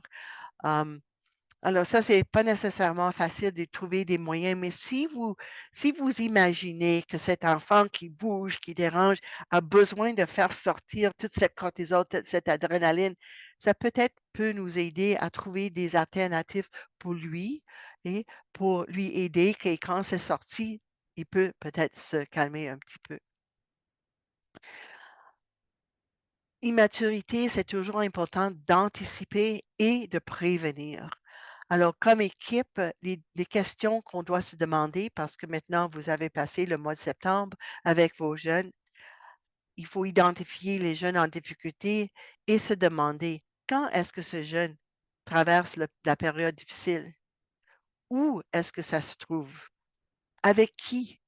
Et, et souvent, c'est des transitions pour l'enfant. C'est quand il y a un suppléant avec le groupe. Et qu'est-ce que nous, j'ai dit équipe école, mais je veux dire équipe service de garde, qu'est-ce que est-ce qu'il y a quelque chose que nous, on peut faire pour aider ce jeune-là? Comment on peut changer l'environnement pour aider le jeune à mieux répondre aux besoins? Et et c'est ça que ça évite de nous donner des conséquences. Oui, des fois et les conséquences, ça ne change pas vraiment le comportement de ce jeune-là si on a donné plusieurs conséquences et ça n'a pas changé le comportement. Les conséquences, si, l'enfant fait quelque chose pas acceptable dans le groupe, on lui donne la conséquence pour rassurer les autres qu'on a noté le comportement et qu'on prend au sérieux le comportement. Mais pour le jeune, la conséquence, si ça n'a pas changé son comportement avec 2 fois qu'on a donné la conséquence, la raison pour ces difficultés, c'est plutôt l'immaturité et les émotions. Alors, qu'est-ce que je peux faire pour éviter de toujours donner des conséquences? Et ça va aider le jeune et encore, ça va minimiser ce sentiment de séparation. Hem, comment on peut réduire la possibilité d'entrer dans les problèmes? Toujours quand, qui, avec où, avec qui? Et on va essayer de changer les circonstances. Est-ce qu'il y a un problème dans le fil d'attente? Entrer et sortir. Peut-être pourrait-lui entrer avant les autres, tenir la porte, tenir la main de quelqu'un, peut-être aller aider avec, un groupe un peu plus jeune parce que souvent des grands, ils aiment ça bien aider les petits, puis particulièrement parce que vous avez des petits de 4 ans, pendant l'entrée et la sortie pour lui aller voir les petits de 4 ans. Ah, il y a un petit garçon de 4 ans, il a tellement besoin d'aide. Pourrais-tu être son copain pour aller lui aider? Alors, on va essayer de retirer le jeune dans le moment où il a des difficultés. Aller dans les salles de bain, des fois, ils ont besoin d'une surveillance.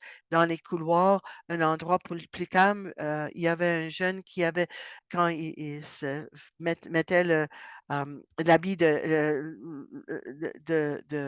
neige, OK, et il y avait une enseignante qui a invité ce jeune d'entrer dans sa classe pour s'habiller. Et parce que pour lui, tout le bruit dans le couloir était trop pour lui. Des fois, on peut trouver des solutions. Des fois, on ne peut pas. Mais des fois, ça fait énormément de différence, pas seulement pour l'enfant, mais pour nous. Parce que le moins qu'on doit intervenir, le plus qu'on peut prévenir, anticiper et prévenir, au début, ça prend de l'énergie, mais à la fin, ça prend moins d'énergie. Et alors, c'est ça. Avec les émotions, le grand défi, c'est vraiment expression sans répercussion. L'enfant a besoin d'exprimer quelque chose. Qu'est-ce qu'on peut faire pour lui aider à exprimer ça sans causer encore plus de problèmes? Ça, malheureusement, avec certaines de nos jeunes, ça prend un individu qui est capable d'avoir cette relation avec lui pour lui aider. Mais des fois, on peut faire des choses avec le groupe qui va aider à comme soulager et calmer le système nerveux, le système d'alarme de l'enfant. Et ça, on peut faire par le jeu. Alors, des fois, il ne faut pas oublier que la fin de la journée, et particulièrement si on que des fois, il faut faire des activités pour vraiment aider, faire sortir les émotions de tous les enfants. Avec les plus grands, on peut leur dire: «Hey, écris quelque chose qui t'a fâché aujourd'hui, quelque chose qui n'était pas agréable aujourd'hui. Mets ça dans un papier. On va faire des boules et on va lasser des boules de papier». Vous doit hem, comprendre bien vos jeunes, connaissez bien vos jeunes pour voir si ça marchait. Ben, des fois, donner un peu d'espace à l'attaque et de lancer des choses, ça peut oh, OK, c'est correct.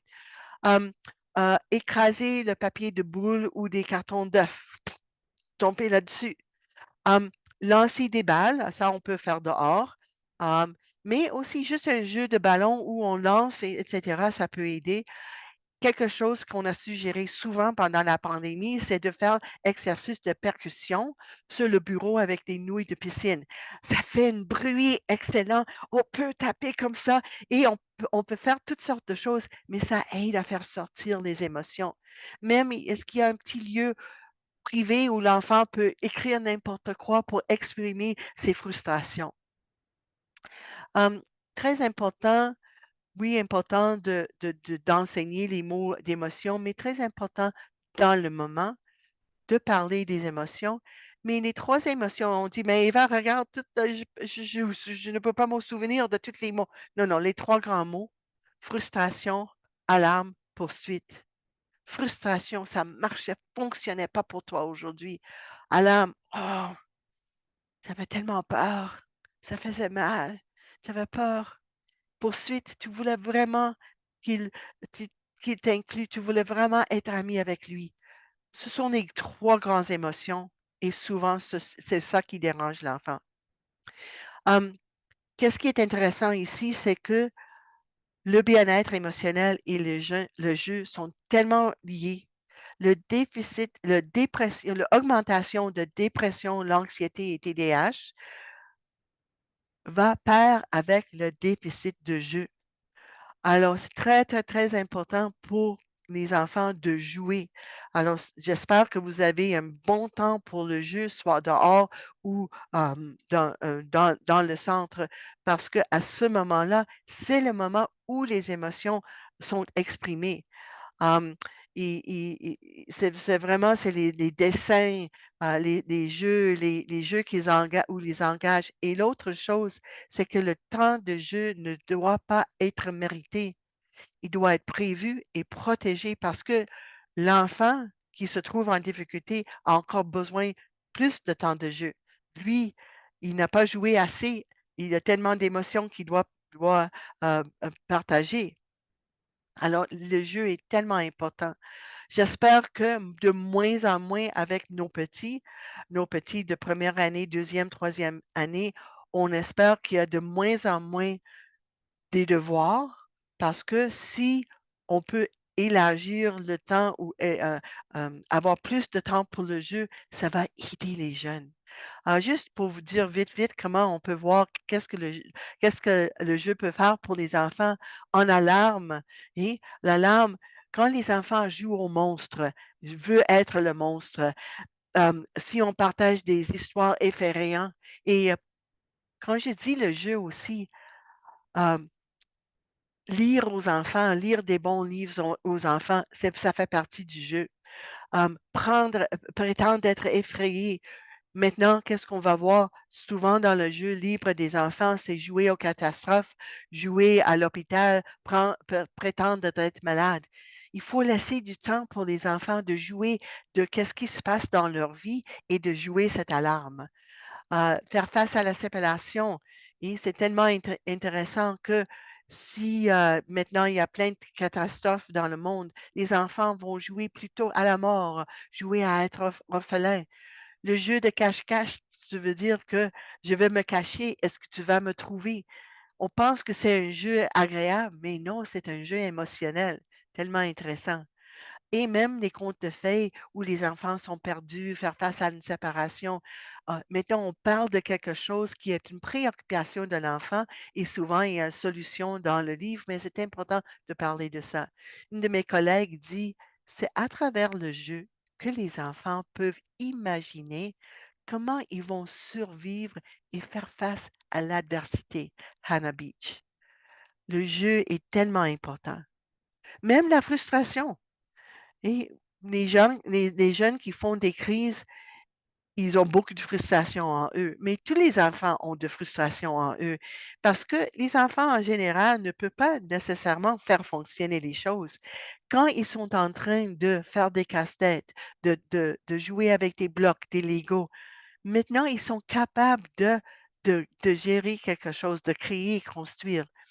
Lorsque les enfants ne peuvent pas faire fonctionner leur monde, donnons-leur une chance de faire fonctionner d'autres choses. Alors, les casse-têtes, les Legos, les blocs sont importants même pour les plus âgés parce que ça peut soulager cette émotion de frustration. Pour le désir d'attaque qui vient avec la frustration, ça devient de plus en plus difficile dans nos écoles, plus en plus difficile dans nos garderies, de plus en plus difficile dans nos vies parce qu'on pense que l'enfant qui attaque, on doit arrêter l'attaque. Mais qu'est-ce qu'ils ont déterminé maintenant par la recherche, c'est que si on peut détruire et démolir en pendant le jeu et j'ai mis ici la neige parce que on peut créer des choses. On peut créer des choses, avec le neige et à la fin détruire. Il y avait une école, au Saguenay, les vendredis, c'est ça qu'ils faisaient. Ils ont expliqué tout ça aux enfants, une 20 minutes ou une 15 minutes, je ne me souviens plus, mais ça peut être une 10 minutes. On va bâtir quelque chose ensemble et les adultes aussi. Ils ont créé des choses avec la neige et après ça, il va avoir pour, il va avoir une 5 minutes où c'est permis de tout démolir ça. Et les adultes ont fait ça aussi. Et alors, il faut donner un peu d'espace pour ça dans un façon de jouer. Frapper et tirer, alors frapper, et si on peut pas frapper les autres, mais est-ce que c'est permis de frapper quelque chose? Botter et crier est souvent le jeu que les enfants, ils bottent les ballons, ils crient: «Ah là là!» Alors ça se fait sortir les émotions. Même des jeux de guerre, même des jeux d'attaque, et même jouer au combat, mais je sais que c'est pas tellement permis dans nos écoles, mais c'est pas une mauvaise chose parce qu'ils ont démontré que si on laisse un peu d'espace dans le cadre de jeu, pour ça, ça réduit le niveau de frustration et ça diminue l'agression et la violence dans la vraie vie. Sauf qu'il faut le vraiment gérer, mais en tout cas, je dis ça parce que c'est juste à comprendre pourquoi Souvent, nos jeunes, il n'y a pas d'espace. On ne peut pas faire ça à la maison, on ne peut pas faire ça à la garderie, on ne peut pas faire ça à l'école, on peut faire ça à la garderie. Maintenant, il n'y a pas de temps à la maison parce que alors, il n'y a pas d'espace pour les enfants pour laisser sortir ce désir d'attaque d'une manière qui est ludique. Si on joue avec eux autres, ça peut nous aider aussi. Alors, c'est très important de vraiment, euh, les aider à à connecter avec nous par le jeu et c'est vraiment peut vraiment les aider à se soulager. Excuse-moi, je juste dois aller chercher, mon horloge pour voir qu'est-ce que j'ai comme du temps. OK, j'en ai quelques minutes encore plus, presque à la fin. Alors jouer avec les eux autres, ça leur amène à être plus relax, hein. C'est important. Maintenant, je vais passer à quelque chose qui est important pour nous les adultes, mais très important pour les enfants. Et je pense, et parce que quand j'ai travaillé avec les garderies, que c'est souvent à la garderie que l'enfant peut peut-être vivre quelque chose qui est très important pour lui. Pas nécessairement facile à faire, mais juste pour vous dire comment c'est important. Et ça, c'est le processus d'adaptation. Ça veut dire que c'est un processus émotionnel par lequel nous sommes transformés par ce que nous ne pouvons pas changer. Et les enfants, il y a plein de choses qui ne peuvent pas changer. Mais comment ça se passe? Comment ça se passe cette transformation? Parce que c'est cette adaptation. Les enfants doivent s'adapter au fait qu'il doit aller à l'école, qu'il doit aller à la garderie, qu'il doit aller chez papa quand il veut être avec maman, qu'il veut. Alors, il y a plein de choses et c'est possible pour un enfant de s'adapter à ça, d'être transformé, mais c'est un chemin de tristesse et des larmes. Et malheureusement, on comprend pas ça dans notre monde. C'est comme il faut avoir la déception, descendre dans la déception. Pour rebondir, il faut vivre le deuil, il faut vivre notre tristesse. C'est différent de composer avec. Composer avec, et nous, les adultes, on le fait souvent. Mon enfant est malade, je dois le laisser avec quelqu'un et j'ai beaucoup de soucis avec lui, mais je dois aller à mon travail. Alors, je vais composer avec ça. Quand j'ai besoin de performer, je vais me pousser pour faire mon devoir. OK? Alors, composer, ça veut dire ce que je vais mettre une carapace sur mes émotions, sur mon anxiété, mon alarme, ma frustration que je ne peux pas laisser avec mon enfant. Je vais mettre la carapace pour fonctionner. Mais si on met toujours une carapace, vous voyez qu'il y aura d'autres effets. Qu'est-ce que l'adaptation? C'est un voyage émotionnel et il faut passer par la tristesse et le résultat, c'est la résilience. C'est pour ça qu'il y avait tout un mouvement où on doit dire, il faut mettre le positif, gratitude, résister à la déception. Non, j'ai pas une bonne raison pour être triste parce que regarde qu'est-ce qui se passe dans le monde. Moi, j'ai une maison, j'ai tout ça. C'est pas une mauvaise chose de dire ça, mais si on le fait tout le temps, c'est tellement fatigant. Parce que des fois, on doit vivre le deuil, même si ça a l'air inodin, quelque chose qui n'est pas tellement important.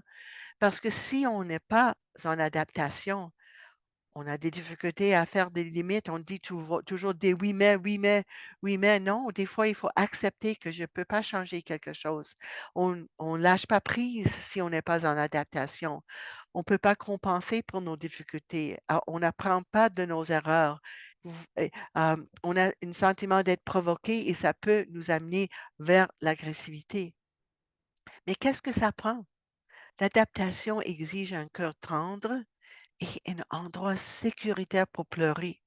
On espère que cet endroit sécuritaire, c'est à la maison.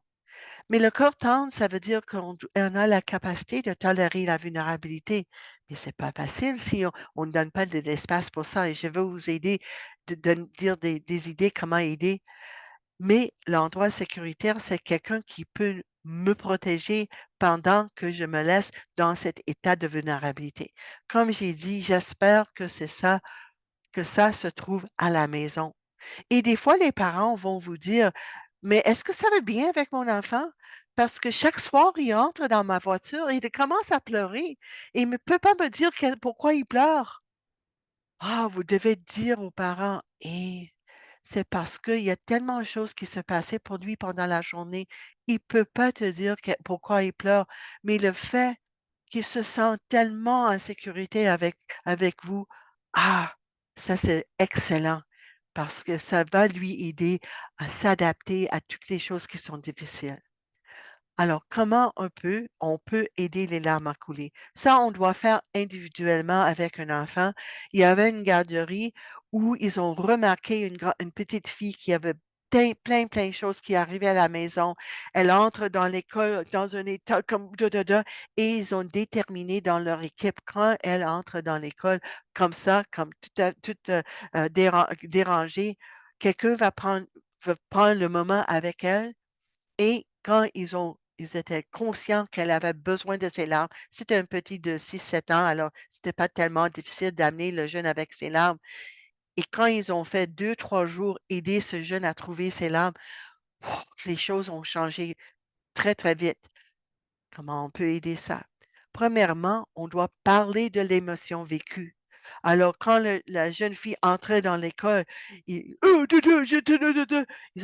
viens avec moi. Oh, toujours viens avec toi, viens. Toi. Alors, quand elle était seule avec elle, oh, il y a des choses frustrantes pour toi, des choses qui ne marchaient pas. Je sais que ce matin, c'était difficile pour toi. Et on parle avec cette émotion. Oh, tu avais tellement peur de quelque chose. Oh, tu voulais qu'elle t'aime. Particulièrement si le jeune dit: «Ah, il veut jamais jouer avec moi». «Ah, tu voulais tellement que ce jeune joue avec toi». On met on reflète l'intensité de l'émotion mais on guide subtilement vers la tristesse. «Oh, tu avais tellement peur, tellement peur. Oh, tu avais tellement peur». On reste pas dans l'alarme, on guide l'enfant vers la tristesse. Si l'enfant se sent assez bien en sécurité, les larmes vont venir naturellement. Si par par, si l'enfant nous voit et tombe en larmes avec nous et ça c'est maintenant, il faut éviter notre réponse naturelle de demander pourquoi. Parce ils vont chercher une raison, mais les larmes et même nous les adultes, nous avons une océan de larmes en nous. Il y a plein de choses qui ne fonctionnent pas comme il faut. Alors, la raison n'a pas d'importance, c'est les larmes. Heu, alors si on demande à un enfant, il va nous dire des choses, on va essayer de trouver une solution. Non: «Ah, ça ne marche pas pour toi. Il y a quelque chose de difficile aujourd'hui». Juste compassion et puis faire confiance, l'enfant va pleurer, mais il va rebondir et résister les instincts naturels parce que ça brise notre cœur quand l'enfant commence à pleurer, mais juste résister, rester avec lui. Garder soutien dans la tristesse. Je sais qu'on ne peut pas nécessairement lui prendre dans nos bras, mais au moins juste rester à côté, ah, et pas parler, pas essayer d'enlever la tristesse, mais juste laisser les larmes en couler et à un certain moment, peut-être, il va nous parler. Juste un petit chose à côté, nous aussi les adultes, nous avons besoin de nos larmes. Pour votre bien-être émotionnel, je suggère au moins une fois par mois, regardez 2 3 émissions qui vont vous amener vers la tristesse et parce que comme adulte, des fois, c'est difficile de trouver nos propres larmes, mais si on regarde, pour moi, c'est certaines émissions que je vois tout le temps que: «OK, oh, je commence à pleurer» et quand je commence à pleurer, je me dis: «Hé Eva, tu as besoin de tes larmes» et ça va nous amener vers l'adaptation. Ça c'est tellement intéressant parce qu'après les larmes, on peut trouver énormément de solutions après la tristesse. Alors juste pour faire un petit retour, le comportement, c'est une communication. Ça provient du cerveau et permet de exprimer aux autres qu'il y a quelque chose dans le mode émotionnel de l'enfant. C'est spontané et naturel.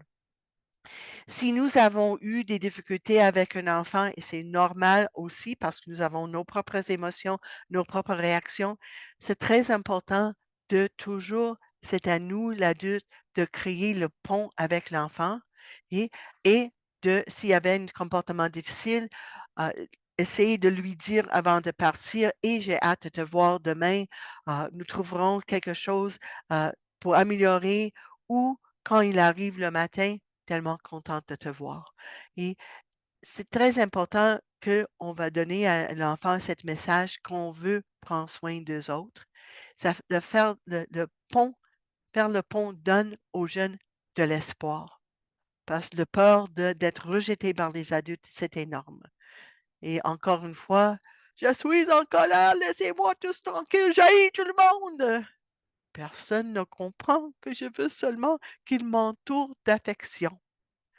Et en bienveillance, être bienveillant avec un jeune en détresse, lui le rassure, lui permet de savoir que les adultes sont là pour lui. Des attachements forts favorisent la maturation et permettent aux adultes de guider l'enfant.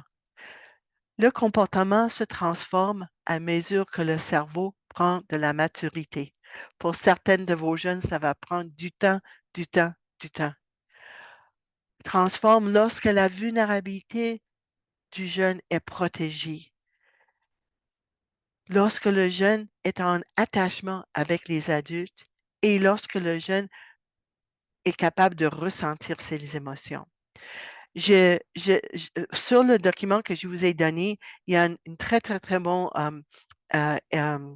je m'excuse, un site web où il se trouve des choses en français.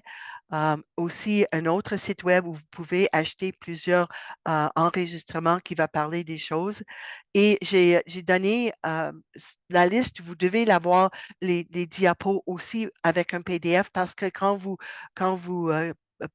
cliquez sur les liens, vous allez trouver d'autres idées pour vous aider. Alors, j'espère qu'il reste assez de temps pour quelques questions.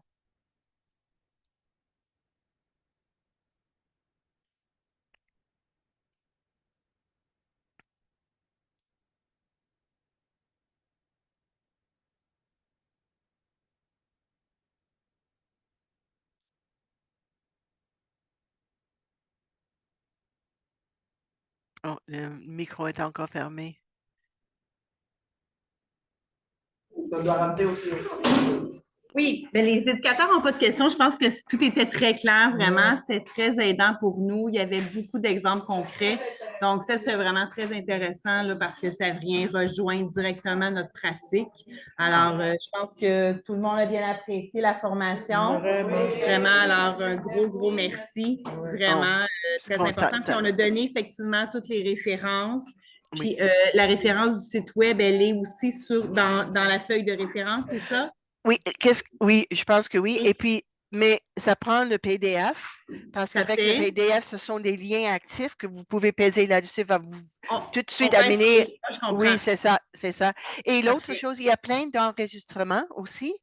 Alors, vous pouvez aussi, comme équipe, écouter, disons, sur l'agressivité. Vous pouvez écouter 1 heure sur l'agressivité pour vous informer. Et il y a plein de suggestions et des infographiques, aussi des articles écrits pour tout expliquer. Alors, le visuel et aussi, vous vous écoutez. Alors, c'est presque comme un plan de formation que vous pouvez faire avec les enregistrements. Sur différents sujets. Exactement. Super. Okay. Puis là, nous, on se revoit pour une période d'1 heure, c'est ça, après Noël. Après Noël, 1 heure ou 2 heures, je ne me souviens plus, mais si vous avez écouté certains des enregistrements, vous avez des questions, ou si vous avez un sujet, je pourrais peut-être prendre 3/4 d'heure aussi de présenter d'autres choses. Un sujet, puis après une période de questions. Oui. Ou si vous avez aussi plusieurs situations particulières, vous pouvez me donner les exemples et je pourrais, avec les exemples, vous montrer qu'est-ce que moi je ferais pour déterminer quoi faire pour une intervention. Alors ça on peut faire aussi. Oui. Auprès des élèves plus âgés. Oui, c'est ça. Oui, c'est ça. Peut-être qu'ayez ça en tête. Je sais que les éducatrices qui ont des enfants, disons, en haut de 10 ans, les interventions sont plus difficiles parce qu'il y a souvent des réactions très vives de ces enfants-là et ces enfants-là se permettent de réagir fortement aux réactions. Donc, peut-être que, et de créer, créer l'attachement avec cette clientèle-là qui est un peu plus âgée. Oui. Donc, peut-être que si on peut aborder ça la prochaine fois, je pense que ça l'aiderait. Absolument. Mais la seule chose, comme j'ai dit, les moments, les petits moments de connexion. Oui. Juste dire, même dans les couloirs pendant la journée, juste dire, hey, bonjour. Mais pas bonjour, mais juste, hey, bonjour, Kevin. Hey, non, oh, Kevin, le hockey, est-ce que c'était bien? Juste toujours leur parler, toujours essayer, toujours redonner que je suis là, tout de même qu'hier n'était pas bien, pour les rassurer parce que des fois, c'est comme, alors, mais individuellement aussi, et de petit à petit, ils vont dire, hey, cette madame-là, elle intéresse toujours à mon jeu de hockey, elle n'est pas si pire que ça. Mais c'est des moments, petits moments, mais toujours, au quotidien et répétitif. Donc, exactement. Parfait.